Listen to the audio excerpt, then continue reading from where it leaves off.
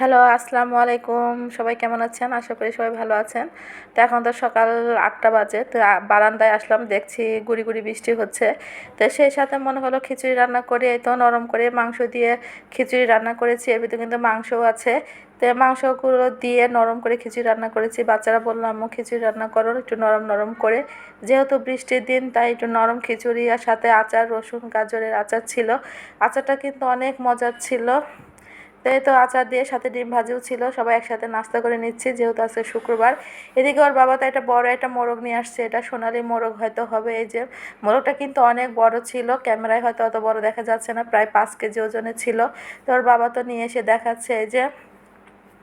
তাই তো খালাকে দিয়ে বললাম একদম কেটে কুটে পরিষ্কার করে দাও। খালা একদম পরিষ্কার করে আগুনে পুড়িয়ে দিচ্ছে, যেহেতু ছোট ছোট লোম ছিল। চামড়া নিয়েছি, বড় মোরগ। তা আমি তো এদিকে সুন্দর করে কেটে নিচ্ছি যতটুকু আমার লাগবে রান্না করতে।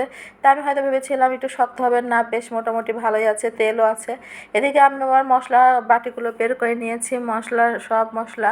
এদিকে আবার মুরগিগুলো ধুয়ে কেটে একদম পরিষ্কার করে নিয়েছি আমি রান্নার জন্য। সাথে কিছুটা আমি নারকেল দেবো। এই নারকেলগুলো আমি চিল চিল করে কেটে নিয়েছি, আমার কাছে এভাবেই দিতে ভালো লাগে। মুরগির মাংসের সাথে কিন্তু নারকেল খেতে অনেক ভালো লাগে। এদিকে তেল পেঁয়াজ দিয়ে একদম মশলা, যা গরম মশলা সব দিয়ে দিলাম। এদিকে আদা বাটা, রসুন বাটা দিয়ে ভালো করে মশলা কষিয়ে নিয়ে এবার গুঁড়া মশলাগুলো দিয়ে দিব। তো এবার তো গুঁড়ো মশলা দিয়ে দিচ্ছি, হলুদ গুঁড়ো, মরিচের গুঁড়ো, ধনিয়া, জিরা, লবণ যা যা লাগে দিয়ে সব সুন্দর করে মশলাটা তেল না ওঠা পর্যন্ত কষিয়ে নেব। তো এই তো মশলাটা ভালো করে আমি কষিয়ে নিয়েছি, তেল উঠে গেছে। এবার মাংসগুলো আমি দিয়ে দিচ্ছি আস্তে আস্তে করে। তো এবার মাংসটা আমি ভালো করে কষিয়ে নেব। কষানোর পরে আমি নারকেল দেবো। তো আস্তে আস্তে তো আমি কষিয়ে নেব সুন্দর করে। যেহেতু মাংসটা অত শক্ত ছিল না তাই কষাতেও বেশি সময় লাগেনি। এই যে আমার মাংসটা কষানো হয়ে গেছে, এবার নারকেলগুলো আমি দিয়ে দিচ্ছি। নারকেল দিয়ে ভালো করে আবার কষিয়ে নিচ্ছি। এবার কষিয়ে নিয়ে ঝোলের পানি দিয়ে দেবো আমি। তা আমার তরকারিটা তো আস্তে আস্তে হতে থাকবে। তারপর তো সাদা ভাত তো ধুয়ে দিয়েছি, সাদা ভাতও হচ্ছে রান্না রাইস কুকারে। তো এদিকে তো আমার এই যে মাংসটা হয়ে গেছে, আমি এখন ভাজা জিরা গুঁড়ো আর এদিকে গরম মশলা গুঁড়ো দিয়ে দিলাম। তো আমার মাংসের কালারটা কেমন হয়েছে আপনারা কমেন্টসে বলবেন। আমার কাছে তো খুব ভালোই লেগেছে। এদিকে আমার ঘর বাড়িও গুছানো হয়েছে, সব গোছগাছ করে নিয়েছি। গোছগাছ করে নিয়ে গোসল টোসল করে খাওয়া দাওয়া শেষ করব, এই জন্য আগে ঘর দরজাগুলো গোছানো হয়ে গেছে আমাদের। খালা সব করে দিয়েছে। তো এদিকে তো রান্না শেষ, এই যে মুরগির মাংসটা হয়েছে, মাশাআল্লাহ অনেক সুন্দর হয়েছে আমার কাছে। এদিকে ভাত রান্নাটাও আমার হয়ে গেছে, যে গরম গরম ভাত রাইস কুকারে রান্না করে নিয়েছি।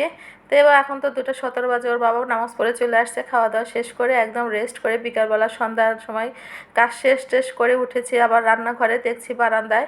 তো এদিকে তো পুডিং বানাবো। এদিকে 4টা ডিম নিয়েছি, চিনিও নিয়েছি, নিয়ে ভালো করে ছেনে নিয়ে যেদিকে দুধ দিয়ে দিলাম, ঘন দুধ ছিল সেই দুধ দিয়ে দিলাম, দিয়ে ভালো করে আর একটু মিক্সড করে নেব। তো এদিকে তো বড় মেয়ে বললো একটু পুডিং খাবো, দুধও ছিল, সব কিছু মিলে গুছিয়ে নিলাম। এদিকে ক্যারামেলটা আমি রেডি করতেছি। তো যে পাত্রেতে আমি বসাবো সেই পাত্রেতে আমি ক্যারামেল তৈরি করলাম। এই যে মাশাআল্লাহ ক্যারামেলটা আমার তৈরি হয়ে গেছে। এখন আমি পুডিং বানানোর জন্য সব কিছু রেডি করে নেব এবং এই ক্যারামেলের ভিতরেই আমি আমার মিক্সডটা ছেড়ে দিলাম, দুধের মিশ্রণটা। তো এবার তো আমি রাইস কুকারে বসিয়ে দিলাম, পানি দিয়ে সামনে উপরে একটা শিল দিয়ে দিলাম। এই যে হয়ে গেছে। এটা কিন্তু পানি, তাছাড়া কিন্তু পুডিংটা কিন্তু সিদ্ধও হয়েছে, হয়ে গেছে কিন্তু। তো এই তো আমি এখন ঢেলে নেব সুন্দর করে কেটে নিয়ে প্লেটেতে একটা ঢেলে নিয়ে একটু ফ্রিজে রাখবো, তাহলে আর একটু সেট হয়ে যাবে। তো এই তো আমি ফ্রিজে রাখতেছি, ঢেলে নিলাম। ঢেলে নিয়ে এখন আমি ফ্রিজে একটু ঠান্ডা হওয়ার জন্য রেখে দেবো। অনেক সুন্দর হয়েছে মাশাআল্লাহ। তো এই তো সন্ধ্যার সময় আবার পুডিং বানিয়ে বাইরে এলাম, দেখে আবার ঝরঝর করে বৃষ্টি হচ্ছে। এবছর তো ভালোই বৃষ্টি হলো। এই তো।